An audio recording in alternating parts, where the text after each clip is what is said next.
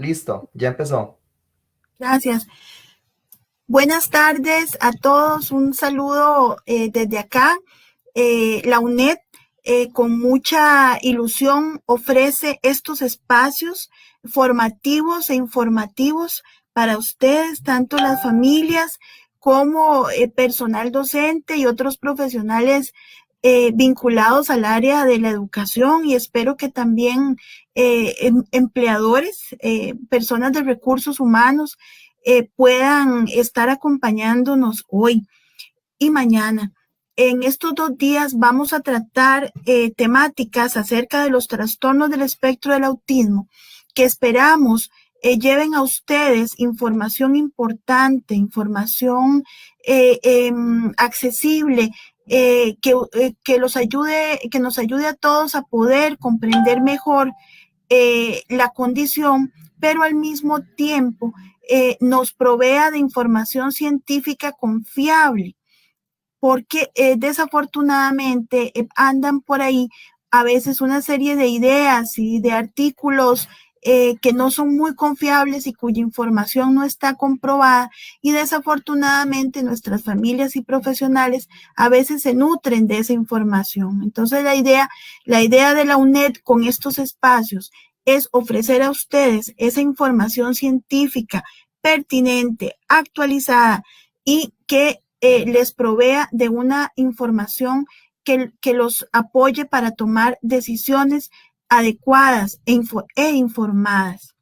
Vamos primero a tratar un tema del cual muy poco se habla, y es importantísimo porque dentro de un rato vamos a hablar del diagnóstico y de algunas condiciones que se parecen al TEA, pero no son TEA. Entonces tenemos que tener claras ciertas ideas, cierta información para poder comprender mejor lo siguiente. Actualmente, alrededor de 1 de cada 175 niños de todo el mundo nace con TEA, aunque la frecuencia puede variar en cada país, ya que no hay estadísticas muy claras.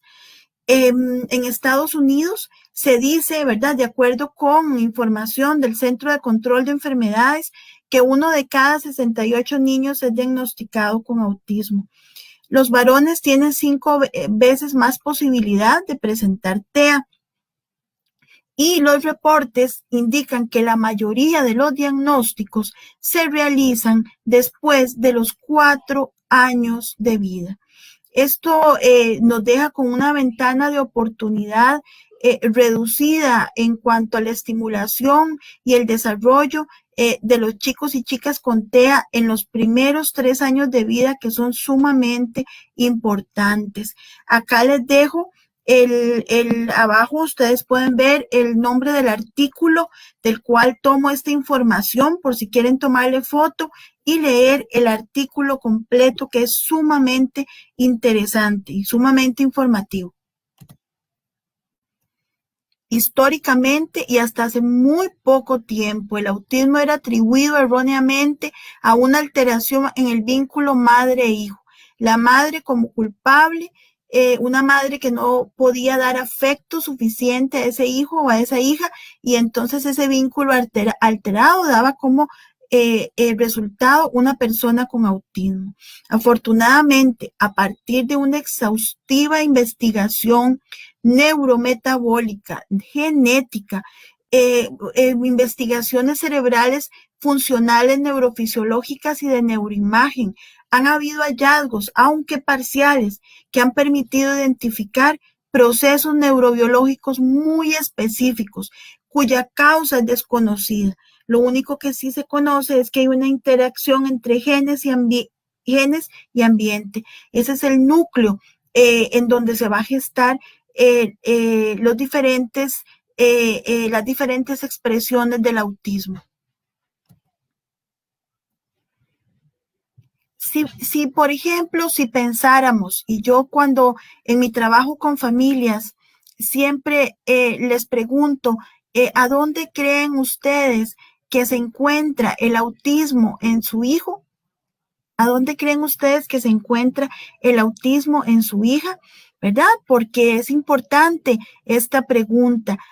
a dónde lo ubica esa mamá, ese papá, ¿verdad? Entonces yo a continuación les cuento cómo el autismo podemos ubicarlo y si hubiese un lugar en donde ubicarlo, lo vamos a ubicar entre esos circuitos neuronales. Esa es la base neurobiológica, en ese espacio ínfimo, pequeño, entre las células cerebrales que se llaman neuronas, en ese espacio pequeñito entre neurona y neurona, ahí se encuentra el origen del autismo.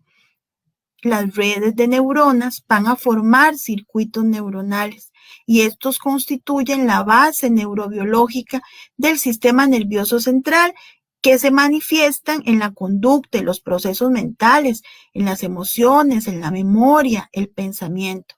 Entonces quiero que guarden esta imagen con esos circuitos neuronales en funcionamiento y que recordemos que el autismo es tremendamente intangible porque está en ese espacio pequeño entre neurona y neurona. ¿Cuál es la función? Porque esos circuitos que veíamos en la imagen anterior, esos circuitos que brillaban así tan bonitos, ¿verdad? Esos circuitos neuronales, ¿cuál es la función principal? Bueno, pues es adaptarse al ambiente, es la adaptación, porque a cada momento nuestro cerebro tiene que adaptarse. En cada instante nuestro cerebro está cambiando para adaptarse a la temperatura, al nivel de luz, a los olores que recibimos, a los sabores, al ruido, a las texturas, pero también podemos entender mejor esta adaptación en el siguiente ejemplo, en el cual, por ejemplo, si nuestro cerebro no estuviera reacomodándose, si esos circuitos neuronales no estuvieran reacomodándose constantemente, no podríamos percibir que pasan ni los minutos, ni los segundos, ni las horas, ni el tiempo en general, ¿verdad? Entonces, la adaptación de esos circuitos neuronales que se reacomodan a cada segundo, a cada instante, ¿m? Es importantísima porque entonces nuestro cerebro va a construir una respuesta adecuada a los requerimientos de cada situación, ya sea una situación interna del cuerpo o una situación ambiental. Entonces, a partir de esta adaptación neuronal es que tenemos la capacidad de modificar la cantidad y la función de las sinapsis neuronales. ¿Y qué son las sinapsis neuronales? Ahorita las vamos a ver con imagen. Es la unión entre neurona y neurona. Eso en ese espacio de la sinapsis, les decía anteriormente, es que se encuentra la génesis del autismo. Entonces, en este reacomodo, en esta adaptación neuronal, es que podemos hablar de plasticidad neural o neuroplasticidad, en la cual se fundamenta la plasticidad sináptica de los circuitos neuronales. ¿Ven lo que les decía? Aquí tenemos dos neuronas. Ese punto brillante, ese puntito dorado, amarillo, brillante, es el que nos indica que ahí hay una sinapsis. Hay una sinapsis entre una neurona y otra. Y en ese espacio es donde se transmite la información en nuestro cerebro, en las millones de neuronas que tenemos en esos espacios de sinapsis. Es en donde se conecta y se traspasa la información que recibimos del entorno y así nuestro cerebro la procesa.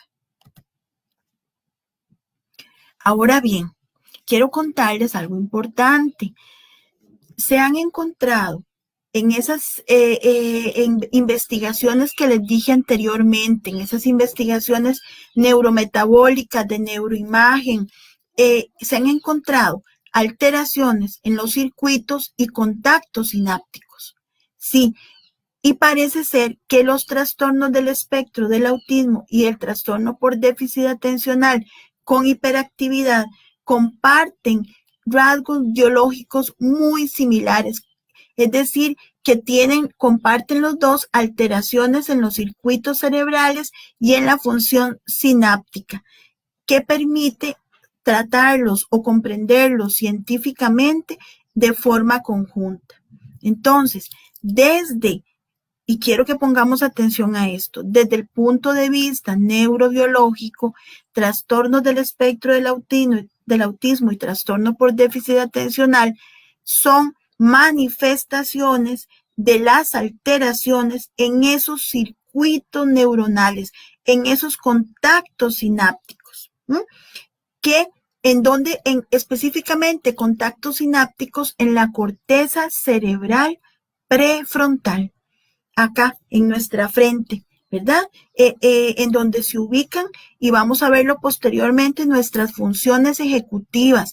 Nuestras funciones ejecutivas son las que nos sirven para planear, anticipar, organizar.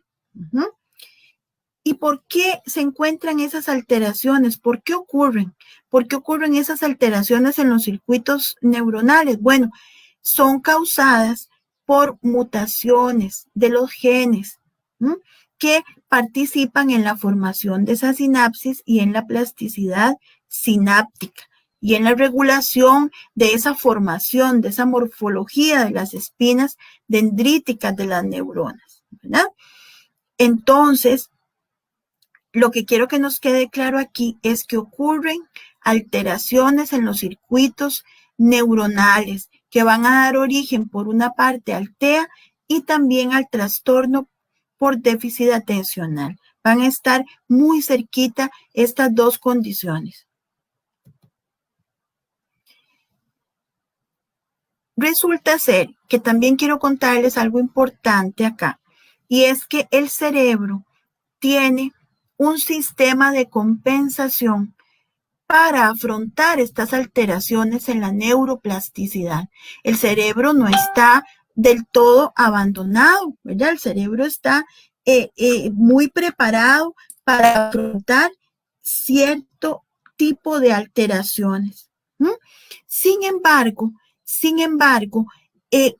hay una diferencia por género. Por ejemplo, las sinapsis, es decir, esa unión entre neurona y neurona en las mujeres es más fuerte, resiste mejor las alteraciones de los circuitos neuronales.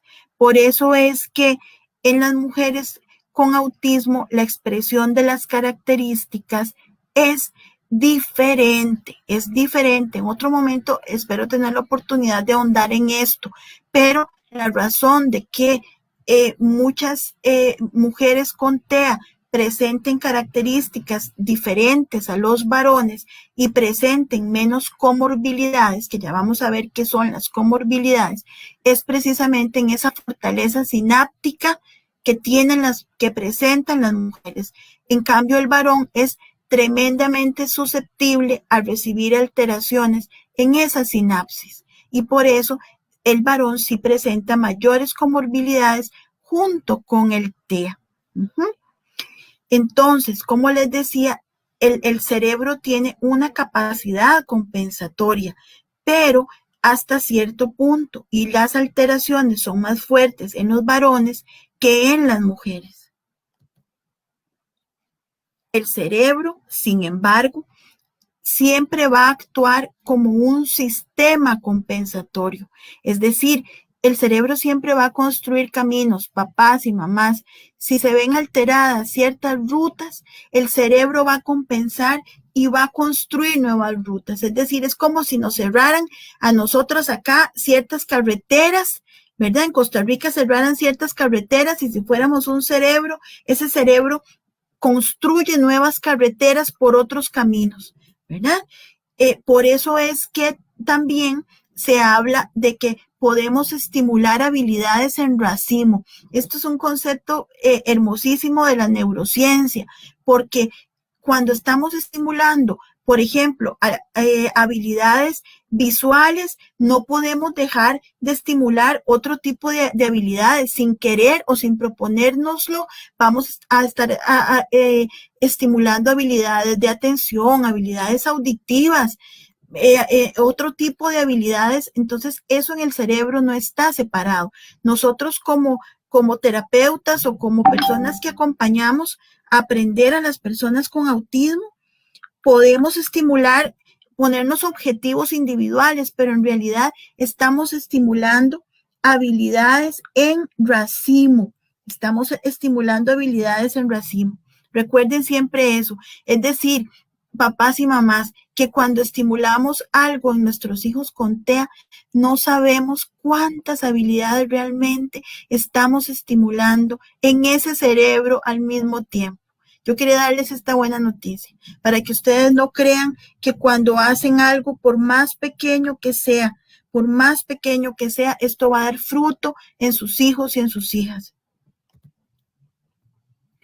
Si bien es cierto, nacemos con casi la totalidad de células nerviosas que necesitamos para nuestra vida, lo que ocurre es que después de este nacimiento, estas conexiones entre las células se van a multiplicar y se hacen cada vez más largas y densas, formando complejas redes neuronales. Entonces yo siempre le digo a los papás y a las mamás que se imaginen una hermosa enredadera. Cada vez que estimulamos, esa enredadera se vuelve más larga, más linda, más densa, más fuerte, esa enredadera de neuronas, ¿verdad? Eso es lo que, no es que se producen más neuronas, sino que las redes son las que se proliferan, las que crecen. Este aumento postnatal de las conexiones entre las células nerviosas es lo que permite que cada cerebro tenga una configuración única y distinta. Ven, esta es otra buena noticia, familias. Dependiendo de esa estimulación, dependiendo de ese vínculo significativo que establezcamos en las familias, ese aumento de conexiones es único y diferente. Es la huella que ustedes como padres, es una huella pedagógica que ustedes como padres, como docentes, van a instaurar en ese cerebro, y ese cerebro de su hijo y de su hija va a adoptar una configuración única y distinta. Por eso cada persona con TEA es única en su modo de ser y estar en el mundo. Ninguna persona con TEA repite a otra. Si bien es cierto, compartimos aspectos parecidos y nuestros hijos comparten aspectos similares, cada uno de ellos es único y distinto porque depende de ese sello, de ese vínculo significativo que se establezca en cada familia. Ahora bien, acá esto tiene que ver también la covariación de respuestas, es otro concepto interesante de la neurociencia, en el cual nos dice, ¿verdad?, que cierto número de estudios ha demostrado que las conductas se agrupan en el cerebro y cuando uno se propone alterar una de ellas, también se alteran las otras conductas. Ven, esto es importante, habilidades en racimo y conductas en racimo. Lo que todavía no se comprende muy bien es cómo se forman los racimos de conductas y por qué se encuentran unidos en patrones particulares, pero sí lo que les quiero decir es que es como un efecto dominó. Estamos estimulando algo y eso va a fructificar en un conjunto de áreas que nosotros ni siquiera nos imaginábamos.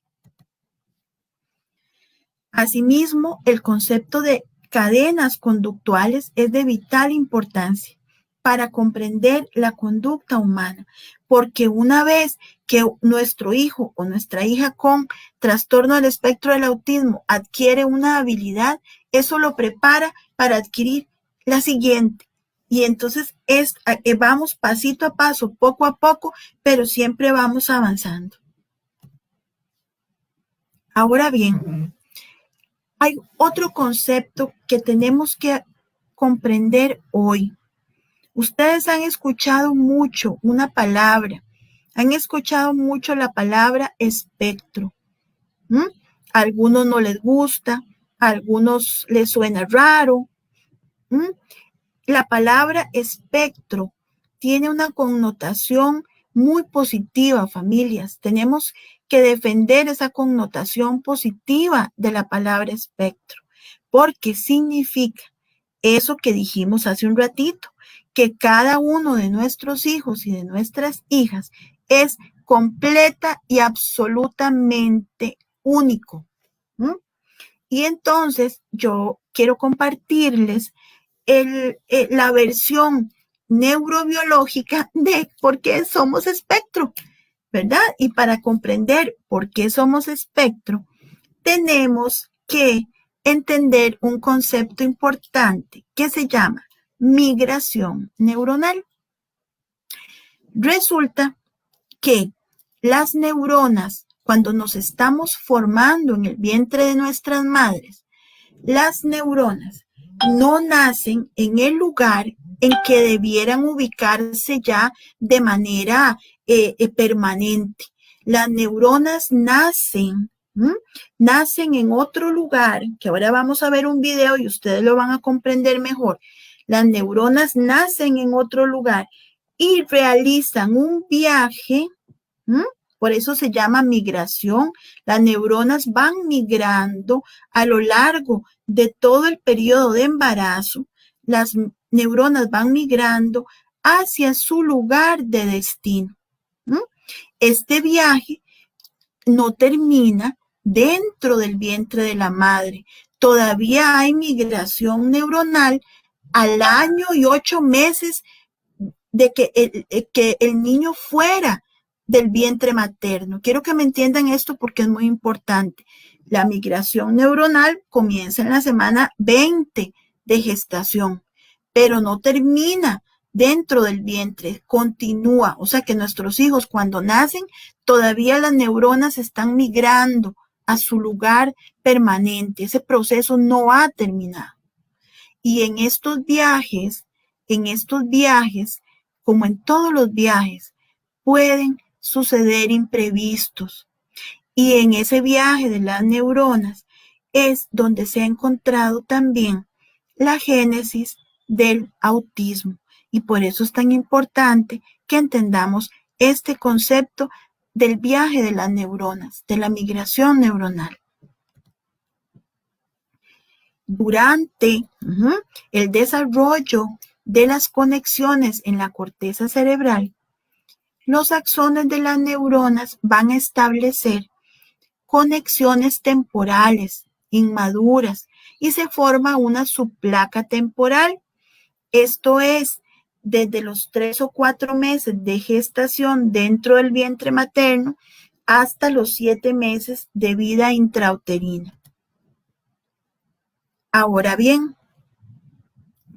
esto va también a tener repercusiones, esta migración neuronal, dependiendo, de cómo resulte, dependiendo si esta migración neuronal es la esperada o sufre alteraciones. Esto lo vamos a ver reflejado en lo que se conoce como el sistema de modulación sensorial.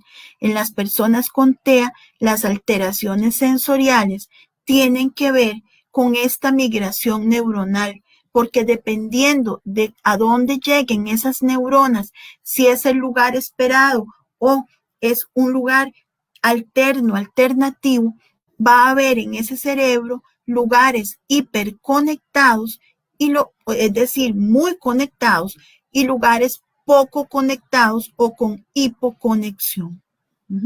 Entonces, cuando hablamos de alteraciones sensoriales en las personas con TEA, estamos hablando que se alteró una ruta desde la migración neuronal. Desde ese momento antes de nacer ya había una ruta alterada y eso se va a expresar años después, sí, pero ya desde la migración neuronal, familias y profesionales que me escuchan, lo que quiero que entendamos acá es que eso se manifiesta después, pero ya estaba dado desde procesos perinatales que antecedieron. Entonces, hay una ruta en donde la información va desde los sentidos humanos, ¿verdad? Entra por nuestros sentidos, nuestros chicos huelen, saborean, escuchan, sienten, ¿verdad? Tacto. Y esa información llega a un lugar que se llama tálamo. Y si lo ven ahí en la diapositiva, es un puntito rojo que está en el cerebro ahí chiquitito. pero es sumamente importante. El tálamo es el secretario general del cerebro y es el que organiza toda esa información de los sentidos y la ubica en la corteza cerebral para que la corteza cerebral dé la respuesta correcta al estímulo que está recibiendo. Esa ruta, sentidos, tálamo, corteza, está construida de manera diferente en las personas con autismo. Hay rutas alternas a lo que se esperaba. Entonces hay zonas de hiperconexión y zonas de hipoconexión. Y eso hace que nuestros chicos, ¿verdad?, tengan hipersensibilidades, pero también sean hiposensibles al mismo tiempo. Recordemos que no necesariamente un chico es siempre hiper en todo. No, puede ser hipersensible al sonido, pero hiposensible al tacto, ¿verdad? ¿Por qué? Porque esa ruta se alteró desde la migración neuronal. Entonces, hay un tiempo de espera desde los 7 meses de gestación hasta el año de vida postnatal y unos meses más allá. ¿Qué pasa entonces? Esto hay que entenderlo porque muchos papás y muchas mamás me hablan de que empiezan a notar las características del autismo entre el año y 8 meses. Y es que esto es importante porque a esa edad está terminando este tiempo de espera, están las neuronas terminando este proceso de migración neuronal. Es que este proceso de migración neuronal ocurre gracias a que se les envía a las neuronas señales de naturaleza química para que vayan encontrando su camino. Sin embargo, no siempre las neuronas llegan al lugar que se tenía previsto. Y es ahí donde ocurren estas alteraciones de hiperconexión o de hipoconexión. Antes de seguir, voy a compartirles 2 pequeños videos para reforzar la explicación de lo que estoy diciendo.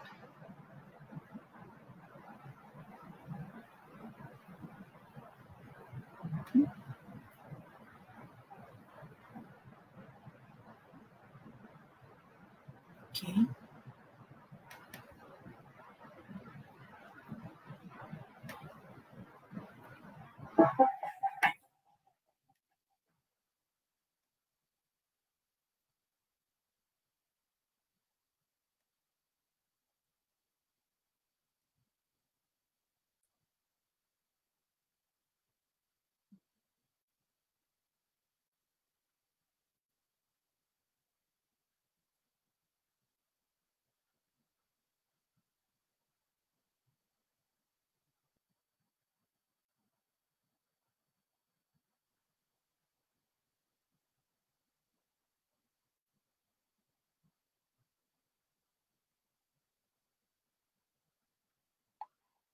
Okay.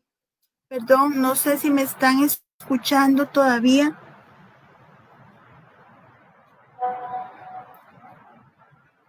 Ok.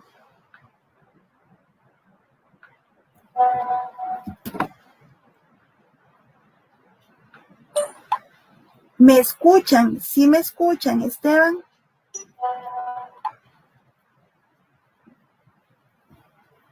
Okay. Sí, claro, Karen. Gracias. Voy a volver a compartir entonces.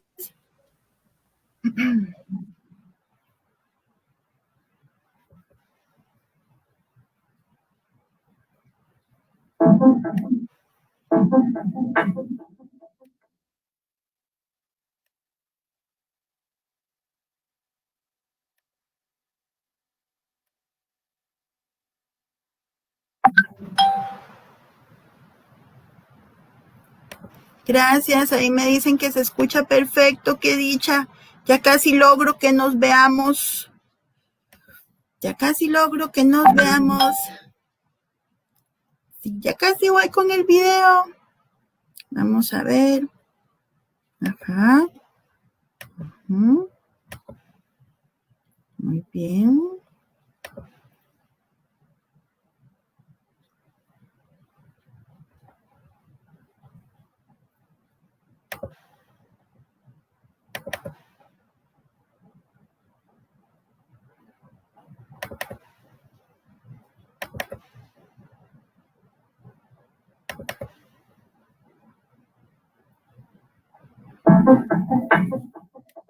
Ah, perdón, Esteban, ¿ahora sí se ve el video? No, porque dejaste de compartir la pantalla. Sería que compartas la pantalla abajo en la configuración y ya podríamos ver el video. Gracias, Esteban. Es que qué pena, pero no encuentro. Vamos a ver. Ok, acá supuestamente sí estoy compartiendo. Sería volverla a compartir. Dejemos de compartirle y luego la volvemos a compartir para seleccionar la pantalla donde está el video. Ok, ok. Porque a mí no me sale la pantalla tuya. Ya la dejaste de compartir. Okay. Acá le di compartir. Ajá, Donde dice share screen, ajá. Y abajo, ahora, ajá. no sale, solo salimos nosotros dos. Ok. ¿Ya seleccionaste la pantalla que vas a compartir? No, o sea, sí, tengo que estoy movilizándome como si fuera Zoom y entonces estoy confundida con eso, Esteban. No, eso Vamos a no ver. son. Tengo, sí, ya sé. Ve donde estoy señalando el video acá, ¿lo ves? Abajo. Ok, vamos a ver. Tenés primero, porque a mí no me sale que estés compartiendo la pantalla, no la estás compartiendo. Oh, qué raro. Mira, sí, le di compartir. Vamos a ver. Sí, aquí está. ¿Ves? Toda la pantalla, perdón. Ajá, compartir. Abajo donde está el micrófono y la cámara y donde está la Ajá. tuerquita, hay una pantalla. Tienes que darle clic ahí. Sí, ahí le di clic, pero voy a cancelar porque sí me da que sí comparto, pero vamos a ver. Sí. Compartir. Ajá. Ahora le doy share screen. Ajá. Ajá. Ahora seleccione la pantalla, tiene que darle clic a la pantalla que vas a compartir, a la imagencita donde está la pantalla. Ajá, listo, ahora sí estás compartiendo. Ahora vaya al video. Abajo, en tu barra de tareas, al video vas. Ahora Eso, sí. nada más lo reproduces. Gracias, Esteban. Un Ahora sí, gusto. perdón. Gracias. Para eso es Vamos. cálculo técnico. Sí, muy amable, Estevitan, gracias. Muy bien, vamos a ver ahora cómo y desde dónde migran las neuronas en el siguiente video.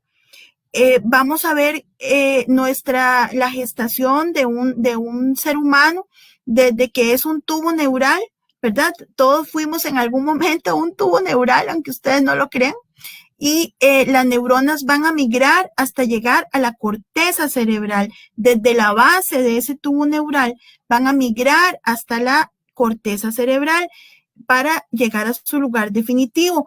Es en ese viaje donde van a ocurrir las alteraciones genéticas que van a producir ciertos patrones únicos y particulares de desarrollo.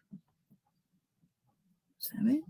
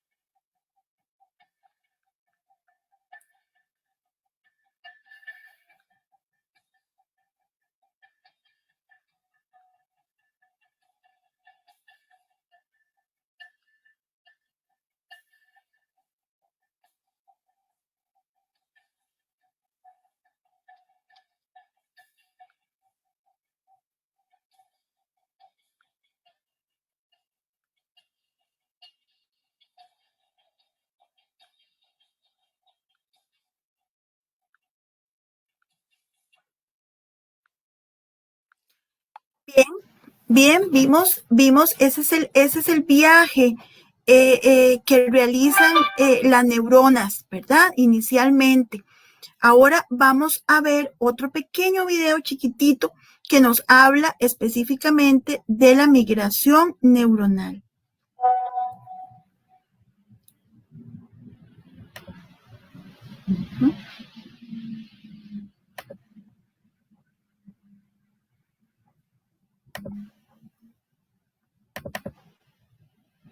Ay, perdón.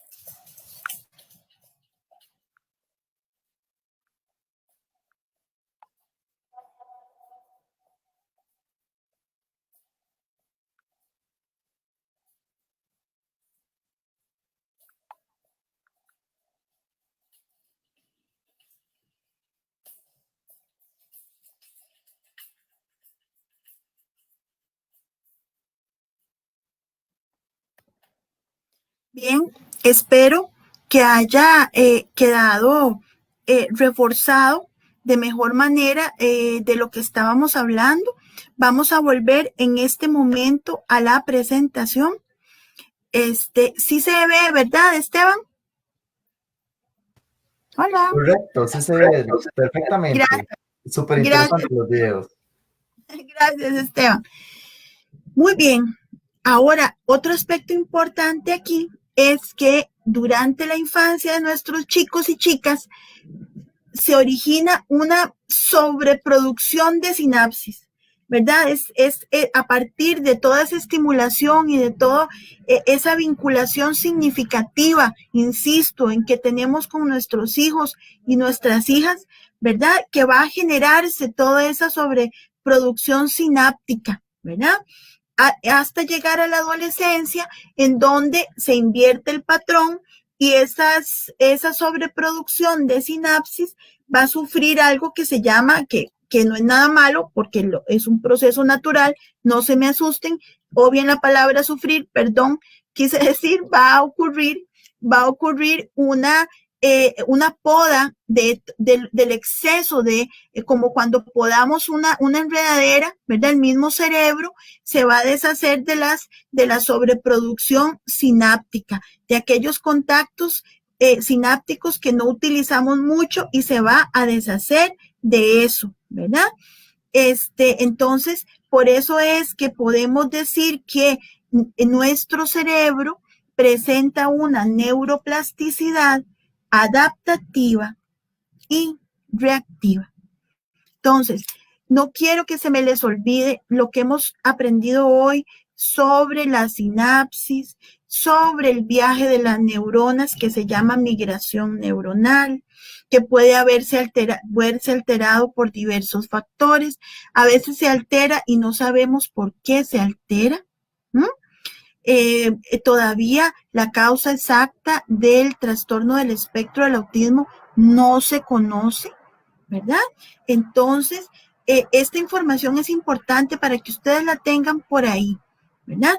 Porque una condición tan heterogénea, tan única, tan diferente, y hago la introducción para el tema de mañana, que mañana vamos a hablar de las falsas terapias, de las falsas intervenciones y de cómo se ha violentado los derechos humanos de nuestros hijos y de nuestras hijas con tratamientos que en lugar de poder aportarles a su desarrollo, más bien les causan enfermedades, y eso lo vamos a ver mañana. Tenemos que tomar buenas decisiones a partir de conocer entonces qué es lo que se sabe sobre el autismo, porque si partimos de acá, entonces no nos van a engañar vendiéndonos terapias que no funcionan. Muy bien. Muy bien. Ok. Quiero pasar acá, ¿verdad? Porque les dije que íbamos a hablar de otro concepto importante. Aparte de la migración neuronal, hay otro concepto importantísimo, que es el de comorbilidad, y es el que da origen al concepto de espectro. ¿Qué significa comorbilidad? Que el TEA se va a presentar asociado con otras condiciones. Recuerden que al inicio de esta presentación hablábamos de que el TEA y el trastorno por déficit atencional a nivel de circuitos neuronales son muy parecidos, recorren áreas muy parecidas del cerebro, las comparten. Entonces, eso es comorbilidad, cuando dos condiciones se presentan juntas en una persona. Vean aquí, quiero compartirles cuáles son algunas de las condiciones que se pueden presentar en conjunto con el TEA.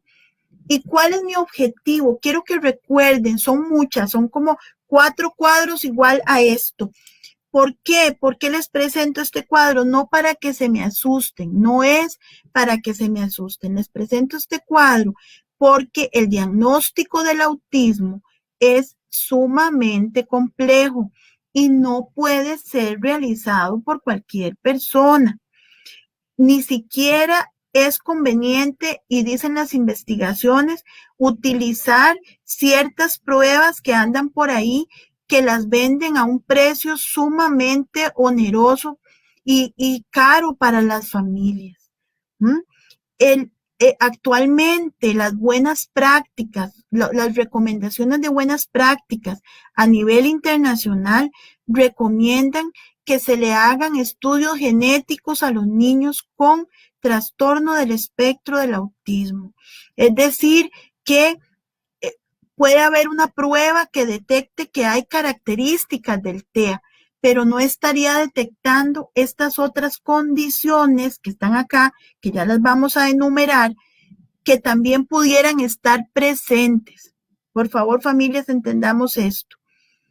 Por ejemplo, vean cómo el síndrome de Prader-Willi está en un 25%, vamos leyendo de izquierda a derecha, está en un porcentaje diagnosticado con autismo, ¿lo ven? En un 25.3%. ¿Y qué comparten el síndrome de Prader-Willi con el autismo? Las dificultades en la socialización y conducta estereotipada. Las dos cosas, ¿ven? Entonces, eso es importante conocerlo. También el síndrome de Angelman está en un 42% asociado con el autismo, que comparten dificultades de lenguaje en la socialización y conducta estereotipada. Y así vamos para abajo. Voy a leer los de mayor porcentaje. El síndrome X frágil en un 25 y 33%, ¿verdad? En asociación con el TEA. El síndrome de permutación de Williams entre un 10 al 60% puede presentarse, es altísimo, ¿verdad? También tenemos por acá, voy a mostrarles la siguiente imagen. Aquí sigue la lista, vean, sigue la lista. Vean el síndrome Smith y Magenis, disculpen la pronunciación, en un 90%. ¿Qué comparten? Lenguaje y conducta estereotipada, dificultades en el, pero está en un 90% asociado. Y ya está hasta identificado la región del cromosoma en donde está, ¿verdad? Y así seguimos para abajo. El síndrome de Timothy en un 80%, véanlo abajo, asociado con el TEA. Esto es importantísimo. Hace alrededor de unos 2 años hubo un curso de neurodesarrollo organizado por la Caja Costarricense del Seguro Social y me alegró mucho ver que el Hospital de Niños compartía esta información con el profesional los profesionales de salud que estaban ahí presentes. Yo creo que esta información no debe ser propiedad exclusiva del profesional de salud. Creo que las familias necesitan y merecen conocer esto.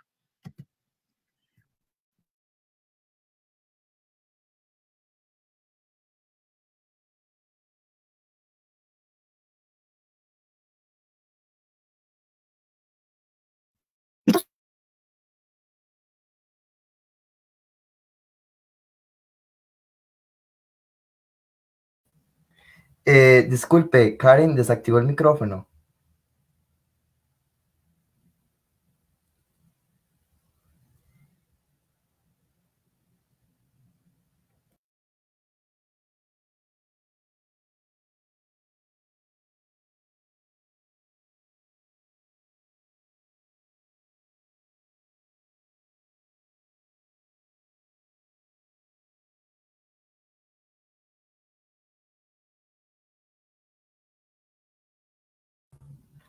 Karen, no se te escucha. Abajo, donde dice micrófono, lo tenés desactivado. Ya, listo. Listo. Sí, pero fue el poltergeist porque yo no fui, juro que yo no fui. Bueno, vamos a volver acá. Perdón. Muy bien, entonces como les decía, vean acá, les contaba que había un papá acá en Costa Rica que no tenía grupo de padres y se unió al grupo de papás del TEA en aquel momento, porque él quería pues integrarse también a un grupo y sentirse apoyado, ¿verdad? Pero hay una serie de condiciones acá asociadas al TEA, vean Lujan Friends en un 90% asociado al TEA, ¿verdad? ¿Quién sabía que existía? ¿Verdad? Yo hasta hace muy poco. Entonces, es importante tener esta información, familias. Y aquí, ¿verdad? Termina la lista, ¿verdad? Que se conozcan. Está HED, hipotonía, epilepsia y autismo y el trastorno del desarrollo, ¿verdad? Que hay un 50% de asociación con el TEA. Es importantísimo, repito, que tengamos esta información y que nuestro sistema de salud también detecte las condiciones asociadas. El manual de enfermedades mentales, el DSM-5 y el documento de la Organización Mundial de la Salud, el CIE-11, hacen un llamado a agregar cuáles son las condiciones en el diagnóstico, cuáles son las condiciones asociadas al TEA que presentan los chicos y las chicas. Aquí hay otro cuadrito resumen también con los más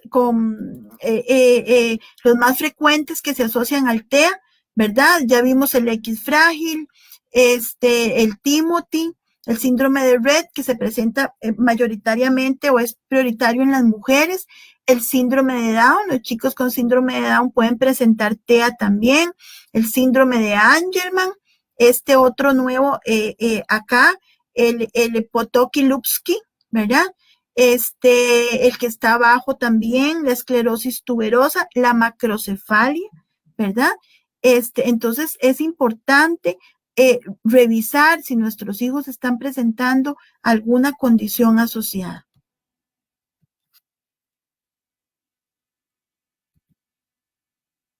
Muy bien. Vamos bien con el tiempo. Qué dicha, nos va a alcanzar para ver todo. Qué contenta estoy. Vamos a pasar acá.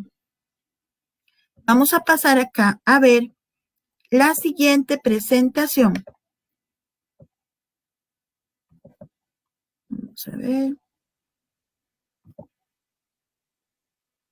Uh-huh. Dejé de compartir, Esteban, o estoy compartiendo. Me digan que ahora no me escucho. Vamos a ver. Vamos a ver, tenés que irte a la Sí estoy presentación. compartiendo. Si estás compartiendo la pantalla. Solo tenés que Ok, irte. estamos. Ok. Vamos a ver. En tu escritorio, la presentación que tenés. Eso. Sí, ya me ubiqué. Gracias, perdón. Tranquilidad. Un gusto. Por Dios. Oh, por Dios. Es que no saben que hoy están viendo mi debut con este sistema. Así que 1000 perdones y muchas gracias por la comprensión. Pido disculpas de antemano. Muy bien. Ahora vamos a continuar hablando del proceso de diagnóstico, ya que ustedes fueron tan gentiles de tenerme paciencia y escucharme toda la historia de la neurona, la sinapsis, la migración neuronal, ¿verdad? Gracias por la paciencia, pero era importantísimo para poder entender lo siguiente. Acá vamos a hablar de condiciones, ya vimos la gran cantidad de condiciones asociadas al TEA, ¿verdad? Yo cuando leí el artículo me quedé con la boca abierta, ¿verdad? Y hay otras condiciones que se parecen mucho al autismo, pero no son autismo, que andan por ahí. Y entonces yo quería compartírselos para que a ustedes no me los tome por sorpresa, ¿verdad? Y que no se me asusten más de la cuenta. Siempre me gusta partir de algo, de nuestras fortalezas, familias. Es importante partir de nuestras fortalezas. Y yo creo humildemente, si ustedes me lo permiten, que las familias TEA tenemos 2 superpoderes. ¿Sí? 2 superpoderes. Uno es aprender a ver y escuchar más allá de lo evidente, porque tenemos que aprender a comunicarnos con nuestros hijos y con nuestras hijas. Y entonces somos expertos, nos volvemos expertos en comunicación, en aprender a conocerlos, qué es lo que necesitan, qué es lo que quieren de nosotros. Y el segundo superpoder es un poquito más complejo y lo vamos adquiriendo a lo largo de la vida con estas capacitaciones y cuando nos preparamos y cuando leemos y cuando investigamos, y es vivir en la delgada línea de la duda radical. No aceptemos nada por hecho, familias. Primero investigamos, primero quién lo dijo y cómo lo dijo y cuándo lo dijo y cuál es la evidencia que tiene al respecto. No dejemos, familias, que nos vendan espejitos de colores. Eso es lo que quiero decir cuando les digo que desarrollemos el superpoder de vivir en la delgada línea de la duda radical. Y para comenzar, quisiera regalarles un poema que les sirva como guía para el camino, un poema muy lindo que para mí es muy importante. Es del autor del libro de la selva, de Rudyard Kipling, y si ustedes me permiten, se los voy a leer ahora con todo cariño para comenzar esta segunda parte de la presentación. Dice: si puedes conservar tu cabeza en calma, cuando a tu alrededor todos la pierden y te cubren de reproches, si puedes tener fe en ti mismo cuando dudan de ti los demás hombres y ser indulgente para tu duda, si puedes esperar y no sentirte cansado por la espera, si puedes, siendo blanco de falsedades, no caer en la mentira, y si eres odiado, no devolver el odio, sin que te creas por eso ni demasiado bueno ni demasiado cuerdo. Si puedes soñar sin que los sueños imperiosamente te dominen, si puedes pensar sin que los pensamientos sean tu objeto único, si puedes encararte con el triunfo y el desastre y tratar de la misma manera a esos 2 impostores, si puedes aguantar que a la verdad por ti expuesta la veas retorcida por dos pícaros para convertirla en lazo de los tontos, o contemplar que las cosas a que diste tu vida se han deshecho y agacharte y construirlas de nuevo, aunque sea con gastados instrumentos. Si eres capaz de juntar en un solo haz todos tus triunfos y arriesgarlos a cara o cruz en una sola vuelta, y si perdieras, empezar otra vez como cuando empezaste y nunca más exhalar una palabra sobre la pérdida sufrida. Si puedes obligar a tu corazón, a tus fibras y a tus nervios a que te obedezcan, aún después de haber desfallecido, y que así se mantengan hasta que en ti no haya otra cosa. Como dije, del señor Rudyard Kipling. Muy bien.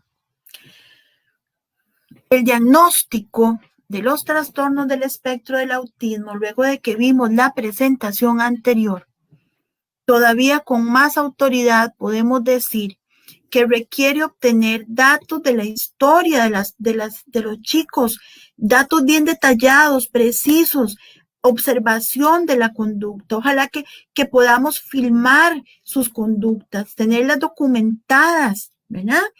En algunas oportunidades este diagnóstico va a estar muy claro, va a ser muy evidente, pero incluso en estos casos hay que explorar el perfil general de funcionamiento, determinar habilidades cognitivas e intelectuales cuando sea posible, detectar las comorbilidades. Y ustedes ya ahora cuando escuchen la palabra comorbilidad, ya saben de qué se trata. En otros casos, el diagnóstico es complejo y puede presentar un reto importante incluso para los profesionales más calificados y de amplia experiencia.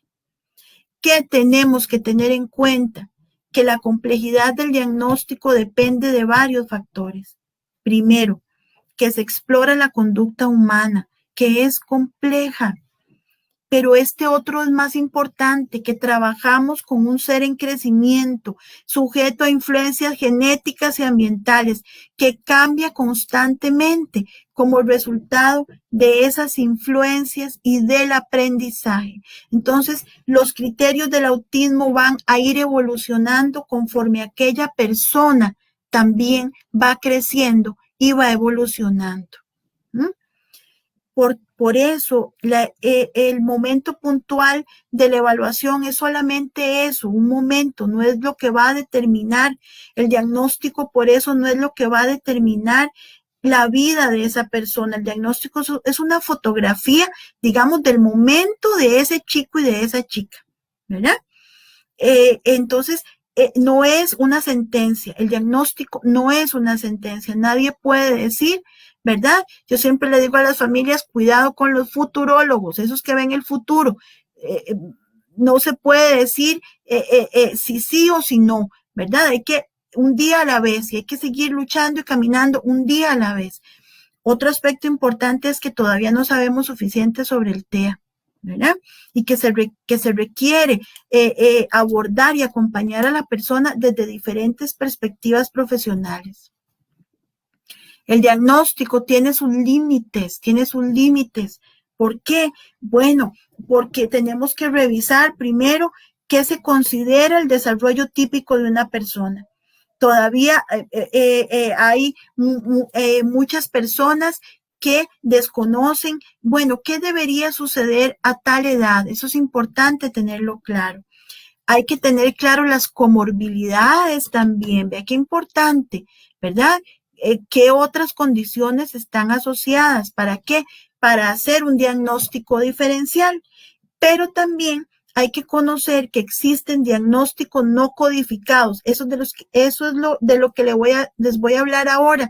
¿Cuáles son esos posibles diagnósticos que no están codificados dentro de las taxonomías, dentro de las clasificaciones, como el DSM-5 o el CIE-11? Hay diagnósticos que ahí no están, ¿verdad? No están porque no tiene el suficiente peso y validez científica, pero andan por ahí y yo quiero informarles, creo que es importante informarles de eso, ¿verdad? Como dije antes, los límites del desarrollo típico son difíciles de definir, hay mucho traslape, personas con autismo más leve pueden camuflarse a lo largo de los periodos del desarrollo, ¿verdad? Y ser diagnosticadas hasta más tarde.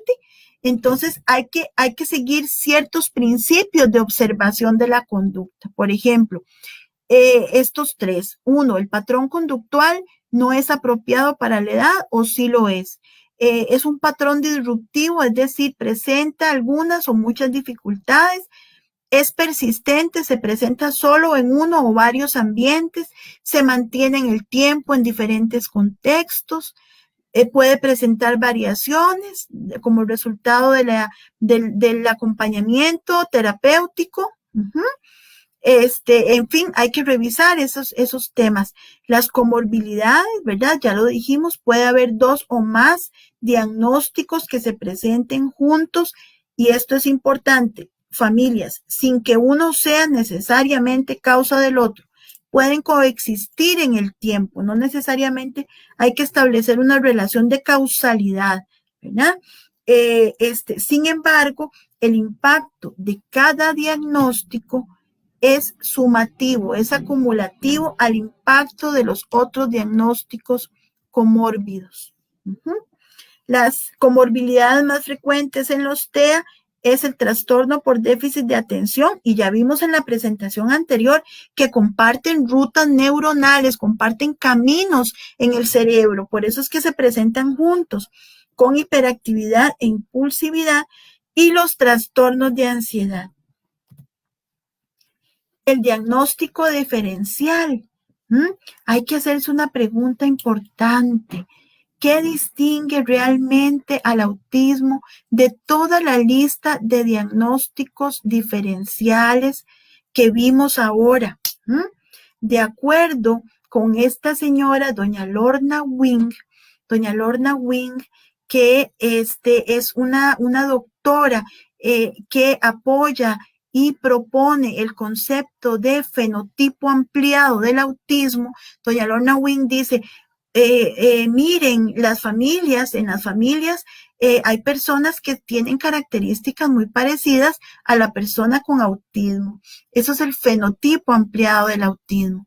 Ella dice que para que exista trastorno del espectro del autismo, deben darse alteraciones cualitativas de la comunicación, alteraciones cualitativas de la interacción social y patrones estereotipados y restrictivos de la conducta. Familias y profesionales, cuando hablamos de alteraciones cualitativas de la comunicación, vamos a partir de que no se trata de trastornos del lenguaje oral. La comunicación va más allá del lenguaje oral y las personas con TEA, por lo menos en mi humilde experiencia profesional, aunque hablen perfectamente, siempre van a tener y a presentar dificultades en la comunicación, que es un concepto más amplio, ¿verdad? Es un concepto más amplio que el lenguaje oral. Puede haber algunas condiciones en donde hay alteraciones cualitativas de la comunicación e incluso de la interacción social, pero faltan los patrones estereotipados. Los patrones estereotipados de conducta son muy importantes para las personas con autismo porque en ellos encuentran seguridad, encuentran cierta estabilidad en un mundo que es tan cambiante y tan confuso para ellos y para su organización cerebral. Hay que entender eso. Entonces, estas 3 manifestaciones, ¿verdad? A pesar de que han cambiado ahora en la nueva nomenclatura, ¿verdad? También hay que tomar en cuenta, como ya les estaba diciendo anteriormente, que no son específicas de los TEA. Ustedes vieron en los cuadros anteriores cómo las dificultades del lenguaje y las conductas estereotipadas eran compartidas por otra gran cantidad de condiciones sindrómicas, ¿verdad? Entonces, mucho cuidado con esto, ¿verdad? Por eso el diagnóstico del TEA debe hacerlo un profesional médico entrenado, que pueda detectar indicadores del TEA pero además de posibles comorbilidades. Y las pruebas, y hago aquí y señalo y subrayo con rojo, la prueba A2 que venden tan caro algunos profesionales no va a detectar comorbilidades, solamente características del TEA que pudieran ser detectadas con pruebas sumamente más baratas y que incluso están gratuitas en la web, que el requisito que necesitan para ser utilizadas es el conocimiento del profesional. Entonces, familias, no se dejen engañar y no dejen que les vendan este tipo de diagnósticos tan caros. Ustedes tienen derecho a un diagnóstico serio que también pueda informarles de si su hijo o hija presentan alguna comorbilidad. Hay, por ejemplo, algunos trastornos, vamos a ver aquí, algunos trastornos en qué se relacionan, pero en qué también se diferencian con los TEA, ¿verdad? Entonces, por ejemplo, el trastorno del desarrollo intelectual, que antes se llamaba retardo mental, por favor, ya no se llama así. Ahora hablamos de discapacidad intelectual o trastorno del desarrollo intelectual. Dice acá, cuanto más manifiesta la capacidad intelectual y hay mayor compromiso en el cociente intelectual o cociente del desarrollo, más características del TEA vamos a observar en la persona. Sin embargo, estos patrones conductuales no pueden ser atribuidos solo al TEA, tienen que ver con la presencia de discapacidad intelectual en la persona. Puede darse el doble diagnóstico, ¿verdad? Ambos a la vez en la misma persona, no son mutuamente excluyentes. Puede haber trastorno del espectro del autismo comórbido al trastorno del desarrollo intelectual o viceversa, ¿verdad? Dependiendo en la magnitud y la fuerza con que estén presentes las características. En los trastornos del desarrollo del lenguaje, ¿verdad? Pueden darse las siguientes situaciones. Niños con trastorno del desarrollo del lenguaje, pero que no presentan trastornos en la socialización. Y entonces el niño va a mostrar intención de comunicarse, quiere relacionarse con los demás, ¿verdad? Si bien es cierto, estas dificultades comunicativas pueden provocar alguna barrera ahí social, una disfunción social, pero siempre va a haber una intencionalidad de parte del niño de comunicar y de interactuar. Por otra parte, hay trastorno del desarrollo del lenguaje con alteraciones en la socialización. La diferencia aquí con el TEA es que estos niños no presentan patrones estereotipados de conducta. Entonces vamos a decir que en ambos casos, en el A y en el B, hay trastornos del desarrollo del lenguaje. En el primero, porque el niño busca interactuar, y en el segundo, aunque hay alteraciones en la socialización, no hay patrones estereotipados de conducta. También está el trastorno por déficit de atención con hiperactividad e impulsividad. Entonces, vemos aquí que es posible, ¿verdad? Es posible, vimos anteriormente, que se presenten juntos o que se presente cada uno por separado, ¿verdad? Aunque en algunos niños con trastorno por déficit de atención podemos encontrar alteraciones cualitativas de la comunicación y de la socialización, que son dos de las tres características que la señora Lorna Wing, la que propone el concepto de fenotipo ampliado del autismo, ¿verdad? Nos dice que deben existir para los TEA. Sin embargo, estos chicos no presentan, ¿verdad?, los patrones repetitivos y estereotipados de conducta. Muchos niños con TEA reciben inicialmente el diagnóstico de trastorno por déficit de atención, y algunos niños con trastorno por déficit de atención nos pueden despertar sospechas de que existe la presencia del TEA ahí, ¿verdad? Aparte de que estos son altamente comórbidos, se presentan juntos, ¿verdad? Otro trastorno que es importante tener en cuenta son los trastornos de ansiedad social, ¿verdad? Que se pueden expresar de diversas formas, ¿verdad? Sin embargo, de nuevo, no se observan patrones estereotipados ni restrictivos de conducta. Ahí está el diagnóstico diferencial.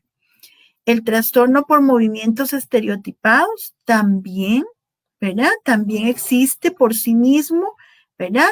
Puede asociarse o no a trastorno del desarrollo intelectual.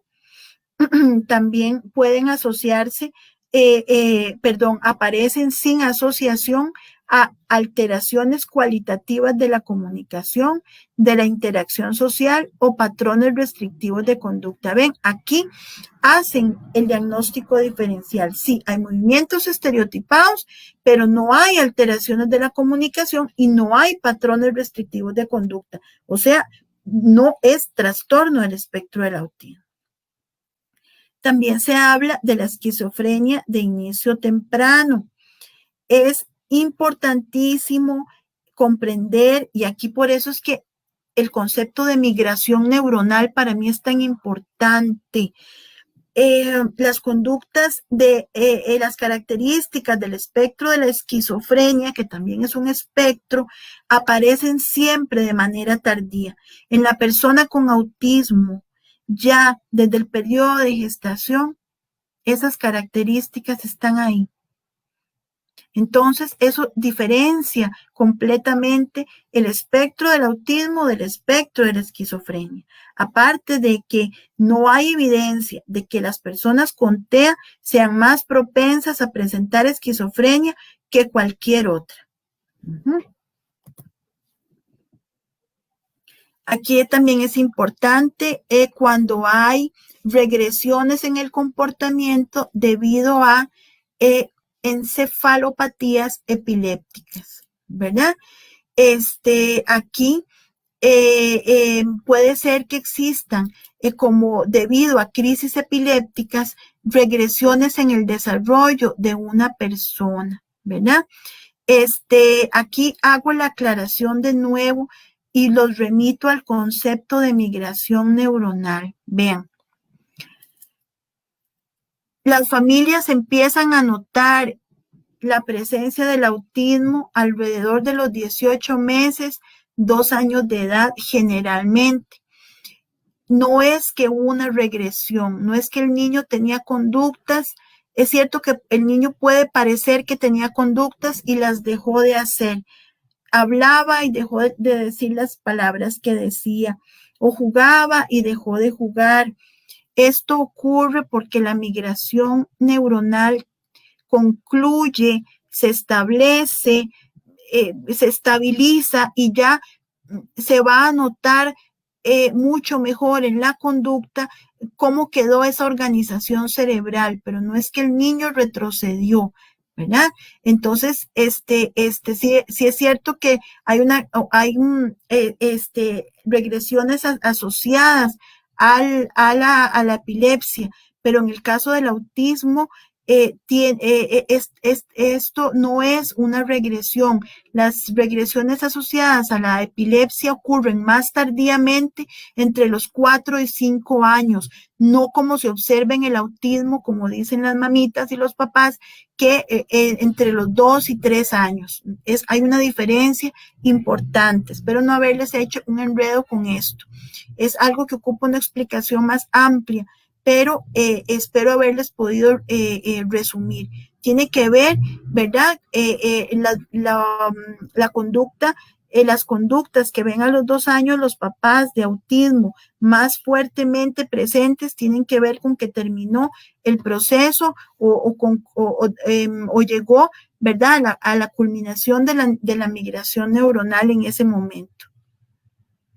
Ahora bien, es importante entender, ¿verdad?, que la prevalencia de epilepsia en la población general, entre todos nosotros, es de 0.1 a 0.4%. La prevalencia en la población con TEA, dice aquí, depende del lugar donde se haga la muestra, pero puede ir entre 5 a 25%. Es muy alta en relación a la población general. En algunos síndromes epilépticos, la prevalencia de autismo es muy alta. Por ejemplo, ¿se acuerdan del síndrome de esclerosis tuberosa? En un 50% las personas presentan esclerosis tuberosa más autismo. El síndrome de West también, ¿verdad? Entonces, sí hay una relación importante entre autismo y epilepsia. Eso sí hay que tenerlo bastante claro, ¿verdad? No para asustarnos, sino para tenerlo presente. El mutismo selectivo es una condición que se presenta en algunos niños y adolescentes y está asociado, ¿verdad? A determinados contextos sociales, pero no otros. Entonces, por eso es que se le dice selectivo, ¿verdad? Sin embargo, las personas con mutismo selectivo no presentan patrones estereotipados ni restrictivos de conducta.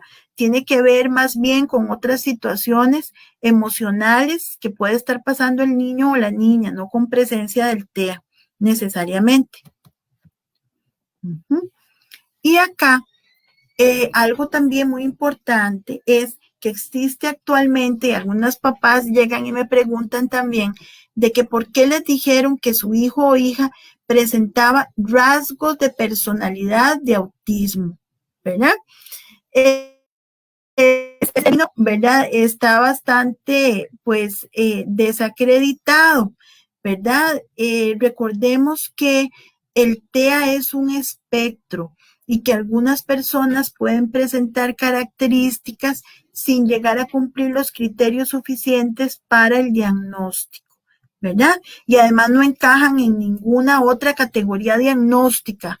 Entonces hay personas, ¿verdad? Recuerden el otro superpoder de las familias TEA, vivir en la duda radical, poder vivir en la delgada línea de la duda radical. Si nos dicen, vea, su hijo o su hija presenta rasgos de autismo, ¿qué tenemos que hacer entonces? Bueno, uno, dar seguimiento e implementar la intervención de los apoyos que correspondan en ese momento, ¿verdad?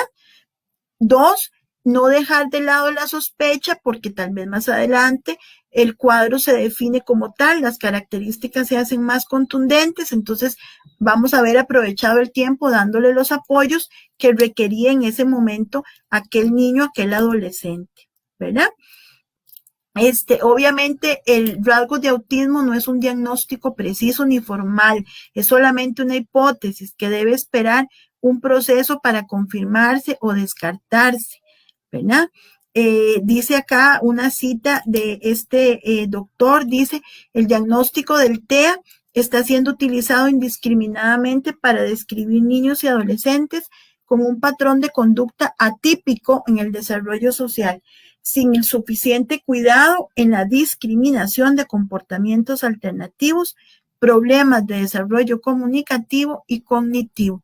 Sí, hay que tener cuidado, por eso no se desesperen, familias, cuando un profesional médico les diga que tiene que realizar y esperar cómo va la evolución de aquel niño. No se desesperen y salgan a buscar diagnósticos apresurados y caros a la calle. Esperen mejor a ver cómo va evolucionando ese niño o esa niña o ese adolescente.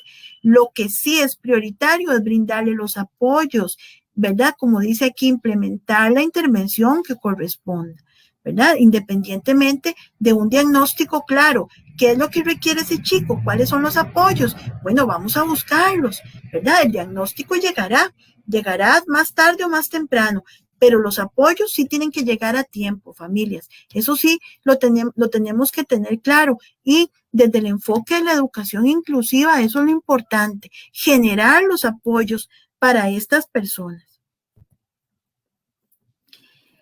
Y aquí viene en la generación de apoyos, viene otro pequeño obsequio, otro mapa para el camino. Para ustedes, no sé si recuerdan algunos, y no voy a tener tiempo de contar el cuento, pero si recuerdan el cuento de la Bella Durmiente, ¿verdad? ¿Recuerdan la escena donde llega la hechicera maléfica? Bueno, esta es la versión clásica, ¿verdad? Porque en la versión nueva maléfica adquiere otra connotación, pero en la versión clásica, ¿verdad? Tenemos a las tres haditas y de esas tres haditas es que les regalo el siguiente extracto. Recuerden cuando ya ocurrió la situación, ¿verdad? Ya la princesa tocó la rueca y cayó profundamente dormida para cumplir la maldición. Entonces dicen las hadas, todo está perdido. Se ha cumplido la predicción de la hechicera. Sí, contesta otra, pero esa predicción no contaba con nosotras tres. No contaba con nuestra creatividad, imaginación y astucia, queridas. ¿Qué les quiero decir con esto, familias? Sí, yo también comparto con ustedes el ser mamá de una persona con autismo que hoy tiene 25 años, que es la luz de mi vida, junto con la otra luz de mi vida, que es mi hija también. Y siempre he dicho que antes del autismo, él es mi hijo y lo he educado como tal.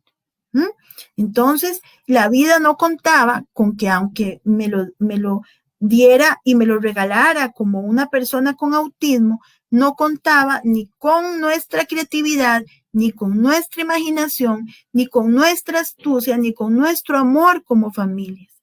Eso es lo que trato de comunicarles con esta imagen. Es hijo nuestro y vale más eso que el diagnóstico de autismo, porque va a llegar no a donde diga el diagnóstico de autismo, va a llegar a donde lo acompañemos o la acompañemos a llegar. Entonces dice acá, la libertad humana es construir una actitud ante lo irreversible. Esto es del psicólogo judío Víctor Frankl, no es mío, es de Víctor Frankl, y él es el creador de la logoterapia. Dice, construir mi propia actitud, darle a mi realidad dolorosa un significado único, porque soy única, soy único. Elegir las acciones o actos creativos con que expresaré la forma única y propia de afrontar esta situación. ¿Ven? Este es el segundo regalito. Y ahora sí, pasamos a hablar de los diagnósticos no codificados. ¿Se acuerdan? Que les hablé que íbamos a hablar de algunas condiciones que no están dentro del DSM-5 ni dentro del CIE-11, que son los documentos, uno de la Academia Americana de Psiquiatría y otro de la Organización Mundial de la Salud, ¿verdad? Y ellos hablan de dos diagnósticos no codificados. Uno es el trastorno de aprendizaje procedimental, el TAP, ¿verdad? O trastorno de aprendizaje no verbal, aquí con las siglas en inglés, cuando lo vean en inglés, y trastorno de déficit de atención, control motor y percepción, o DAMP. Entonces, el TAP y el DAMP, ¿vieron? Los van a escuchar por ahí, ¿verdad?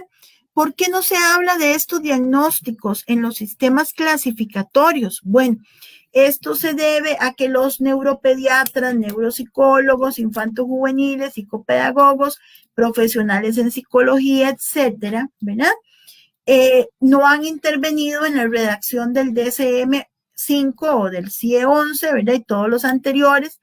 Y estos sistemas clasificatorios han sido fundamentalmente redactados por psiquiatras, es decir, que el TAP y el DAMP se lo encuentran estos profesionales en la vida diaria, no en los libros, pero sí lo observan en la vida diaria. Pero como no tienen acceso a redactar estos libros, por eso no aparecen en los libros, ¿verdad?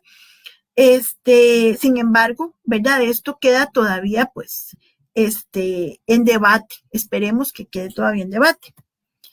Entonces, vamos con el primero, con el TAP. ¿Recuerdan? Con el TAP. En la literatura, ¿verdad? Es más conocido como trastorno de aprendizaje no verbal. Es lo mismo que trastorno de aprendizaje procedimental. La similitud de este diagnóstico se establece más con lo que se conocía antes como el síndrome de Asperger, que ya no es una categoría diagnóstica, ¿verdad? En la actualidad tendríamos que diferenciarlo de los niños y niñas adolescentes con TEA de la dimensión 1, con un nivel intelectual entre normal y superior y buenas habilidades verbales, ¿verdad? Entonces, ¿qué características presenta el trastorno de aprendizaje no verbal? Bueno, presenta dificultades de atención, algunos presentan trastorno por déficit de atención y con hiperactividad e impulsividad. También es muy característico de ellos las dificultades en el lenguaje, siempre que a mano izquierda, ¿verdad? Dificultades en los aspectos no verbales del lenguaje, su comunicación incorpora pocos gestos o posturas corporales.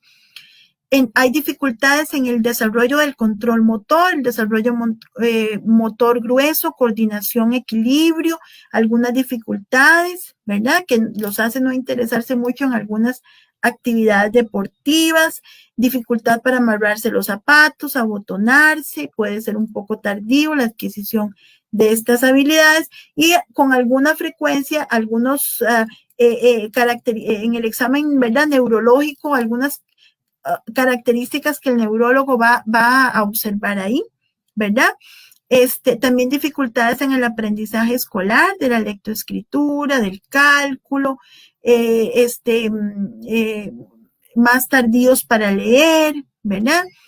¿Qué no es el TAP? Vamos a ver, ¿qué no es el TAP?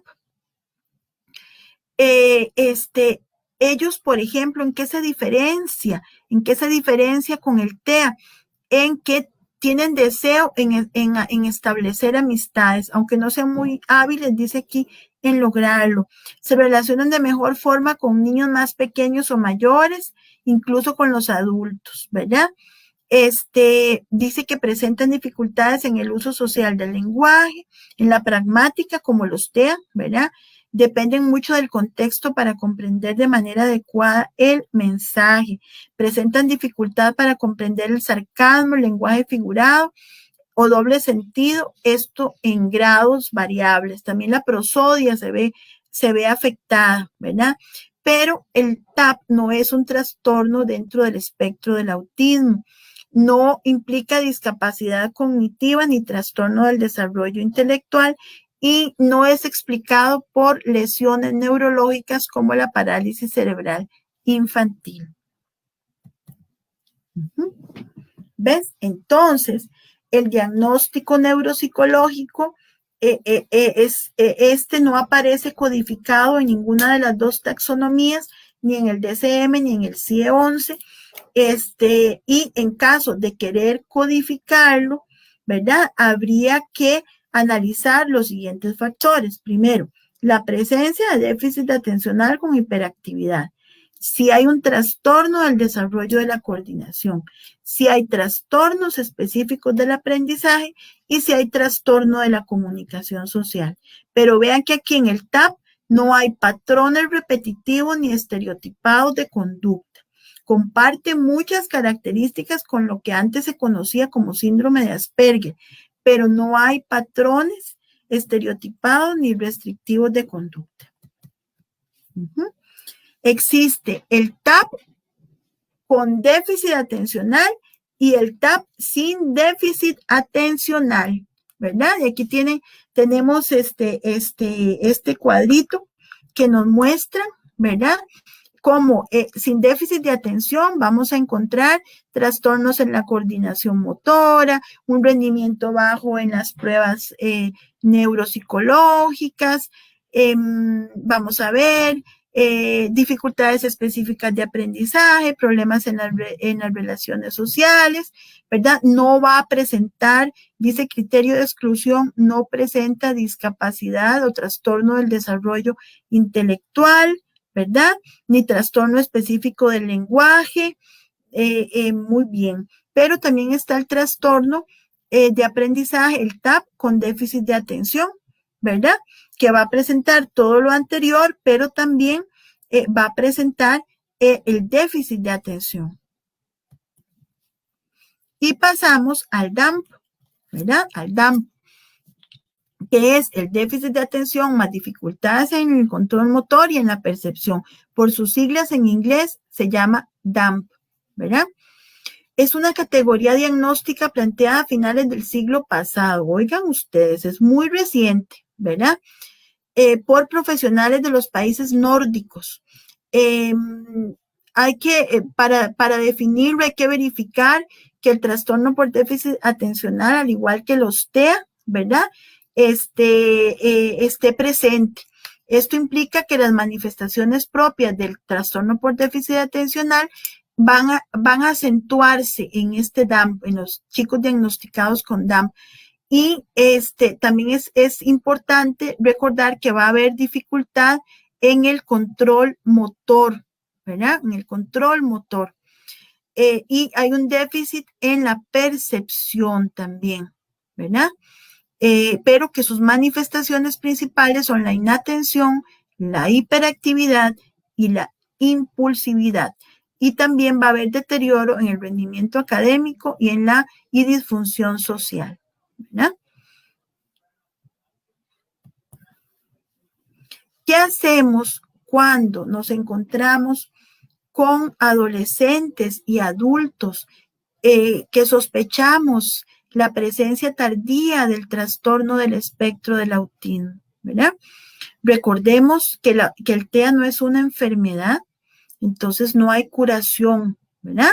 No hay curación. Esto quiere decir que un niño que recibe el diagnóstico del TEA en infancia lo seguirá presentando en la vida adulta. Claro que mucho depende de la estimulación del ambiente, la maduración, los apoyos, ¿verdad? Apoyos educativos, apoyos en la medicación, apoyos familiares, ¿verdad? Y eso va a influir en la manifestación conductual de esa persona, con notables mejorías, ¿verdad? Hay notables mejorías que uno con mucha alegría puede notar en nuestros chicos TEA, ¿verdad? Pero también existen otros que experimentan nuevos retos al llegar a la vida adulta. El autismo, tiene que quedar claro, es un trastorno del neurodesarrollo y sus características o manifestaciones son evidentes desde etapas tempranas de la vida. Y el diagnóstico es posible desde muy temprano, incluso antes del segundo año. Sin embargo, ¿verdad? Con la divulgación que ha habido acerca del TEA en las últimas 2 décadas, han surgido numerosos casos de diagnósticos tardíos.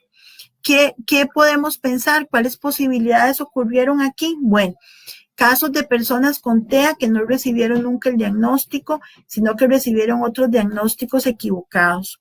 Casos de personas con TEA con alto grado de funcionalidad que nunca recibieron el diagnóstico o no se sospechó o se visualizó como un patrón de conducta diferente.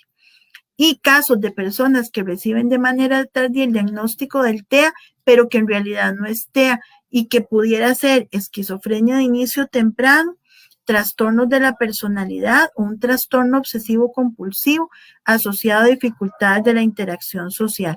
Ven por eso que las sospechas del diagnóstico del TEA que se presentan al final de la adolescencia o en la vida adulta requieren de ser evaluadas con sumo cuidado y hay que explorar la historia de la persona, hay que hablar con la familia, hay que preguntar detalles, ¿verdad?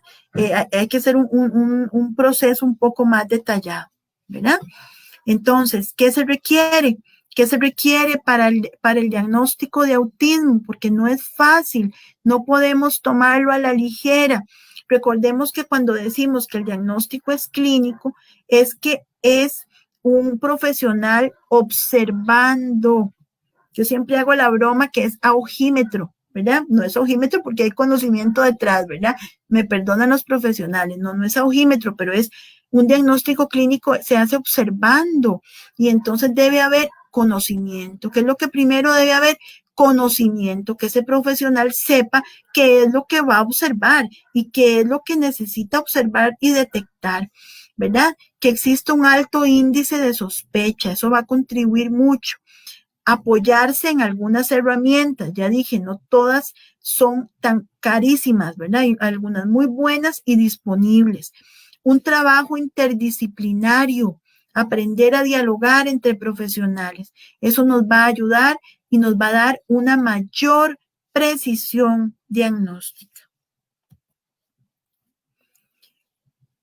El tercer mapa para el camino. Bueno, tenemos que plantearnos que más allá del diagnóstico, lo más importante es ofrecer los apoyos para el desarrollo integral de todas las personas. Desde la educación inclusiva y el enfoque de derechos humanos, no podemos esperar a que haya un diagnóstico. Vamos a observar, vamos a convivir con esa persona y sabemos cuáles son sus áreas fuertes y cuáles son las áreas en las que requiere apoyo, y a partir de ahí vamos a trabajar. El diagnóstico no puede ser una barrera ni para etiquetar ni para que no podamos trabajar con la persona. Lo importante son los apoyos. El TEA, aquí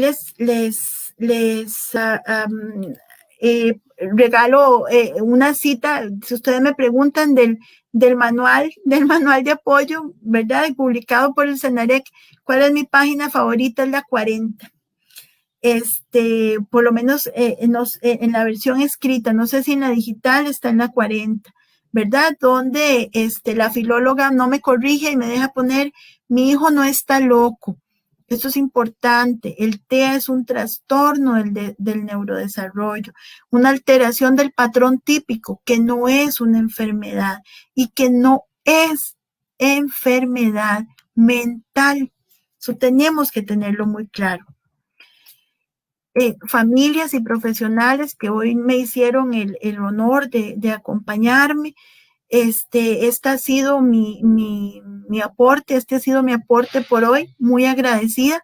Espero contar con su presencia el día de mañana. Como les digo, vamos a estar hablando sobre falsas terapias e intervenciones dañinas para las personas con trastorno del espectro del autismo. Un gusto y nos vemos mañana a las 4, Dios mediante. Muchísimas gracias.